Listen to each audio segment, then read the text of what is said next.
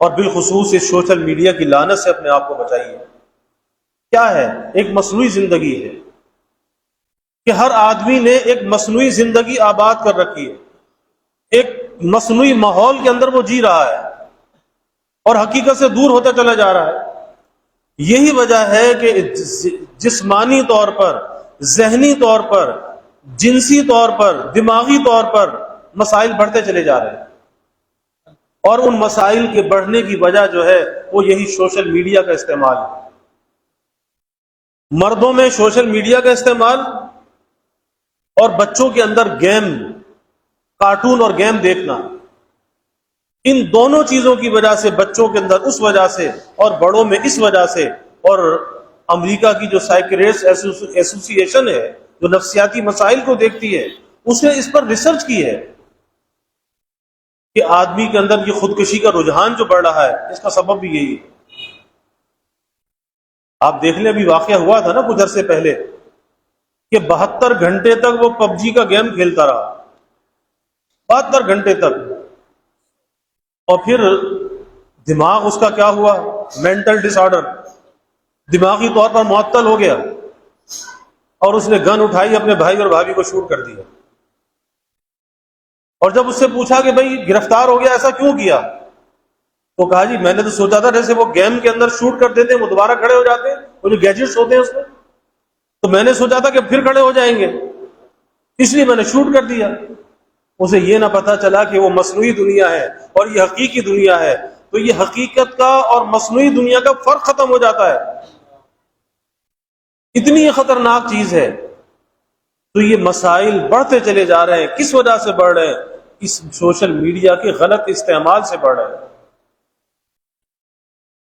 Mental مسائل، نفسیاتی مسائل، وہ کیسے مسائل ہیں کہ آج کے زمانے کا انسان، بالخصوص نوجوان، مرد اور خواتین، عدم برداشت کا شکار ہے۔ برداشت نہیں ہے۔ شوہر کوئی بات بیوی سے کہہ دے، بیوی برداشت نہیں کرتی، بیوی شوہر سے کہہ دے، شوہر برداشت نہیں کرتا۔ کیوں؟ کہ دونوں کی الگ الگ ایک مصنوعی دنیا آباد ہے، ایک فیس بک کی دنیا آباد ہے، انسٹاگرام کی دنیا آباد ہے۔ بس اس دنیا کے لیے اس کو تو اپ ڈیٹ کرنے میں لگے ہوئے ہیں، لیکن یہ آپس کا جو تعلق ہے نہیں۔ وہ دیکھتے ہیں کہ کتنے لائکس ملے، کتنے ویوز ملے، کتنے لوگوں نے سبسکرائب کیا، وہ ایک مصنوعی خوشی میں جی رہے ہیں۔ ارے بھائی، اللہ نے کائنات کا نظام ایسا بنایا ہے کہ انسان کو خوشی انسان سے مل سکتی ہے، انسان کو راحت انسان سے مل سکتی ہے، کوئی دکھ درد کو بانٹنے والا انسان ہو سکتا ہے، یہ سوشل میڈیا نہیں ہو سکتا۔ انسان ایک دوسرے کے دکھ درد کو بانٹ سکتا ہے، خوشی غمی میں شریک ہو سکتا ہے، لیکن وہاں تو ویوز دیکھ کے خوش ہوتے ہیں، سبسکرائبر دیکھ کر خوش ہوتے ہیں، کتنے لائکس اس کو دیکھ کر خوش ہوتے ہیں۔ کیا ہے؟ مصنوعی دنیا ہے، اور پھر حقیقت سے کتنا دور ہے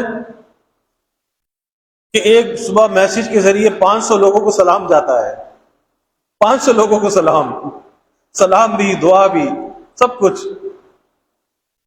اور گھر میں اٹھتے تو بیوی کا آمنا سامنا ہوتا تو کبھی بیوی کو سلام نہیں، گھر میں ماں باپ موجود ہیں، ماں باپ سے آمنا سامنا ہوتا تو سلام نہیں، کسی پڑوسی سے آمنا سامنا ہوتا ہے تو سلام نہیں۔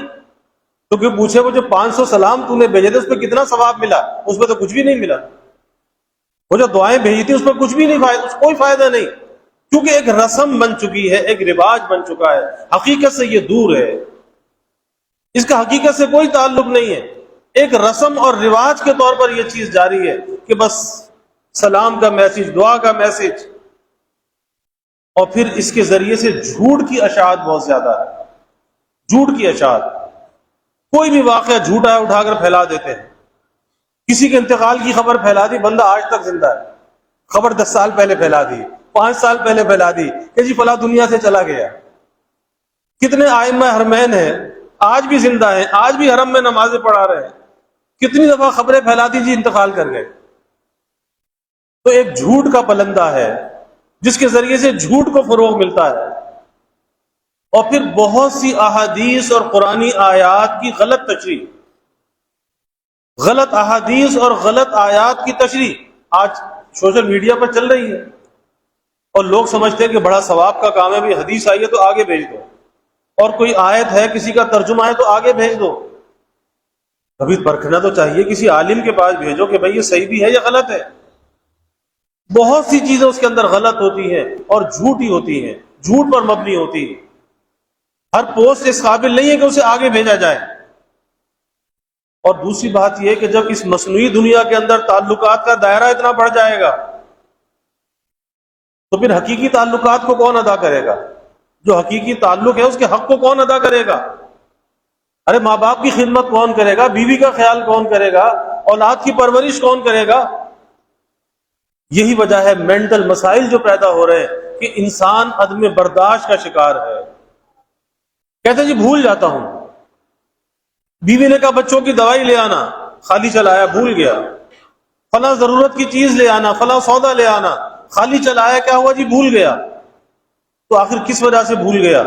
اس وجہ سے بھول گیا کہ دماغ حاضر نہیں تھا، دماغ تو مصنوعی چیز کے اندر اٹکا ہوا تھا، اس لیے حقیقی چیزوں کو یاد رکھنا مشکل تھا۔ تو بھائی سوچنا چاہیے زندگی کس ڈگر پہ گزر رہی ہے، ہمیں اس مصنوعی دنیا سے حقیقت کی طرف لوٹنا چاہیے، حقیقت کی طرف۔ ماں باپ کا بڑا درجہ اور مقام ہے کہ اپنے والدین کے چہرے پر ایک محبت بھری نگاہ ڈالے، اللہ اسے حج کا ثواب عطا کرتا ہے، حج مقبول کا ثواب عطا کرتا ہے۔ اور اس موبائل میں کیا ملتا ہے؟ کچھ بھی نہیں ملتا، سوائے اس کے کہ وقت کا ضیاع، ذہنی اور جسمانی دماغی صلاحیتوں کا ضیاع، اس کے علاوہ تو کچھ بھی نہیں ہے نا۔ آخر ملتا کیا ہے؟ پھر مسائل کتنے، صحت کے مسائل اس کے ذریعے بڑھتے چلے جا رہے ہیں۔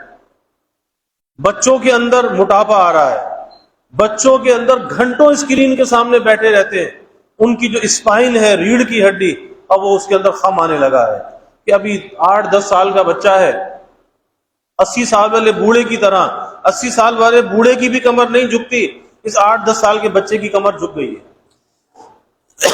کس وجہ سے؟ کہ وہ 8-10 گھنٹے اسکرین کے سامنے بیٹھا رہتا ہے۔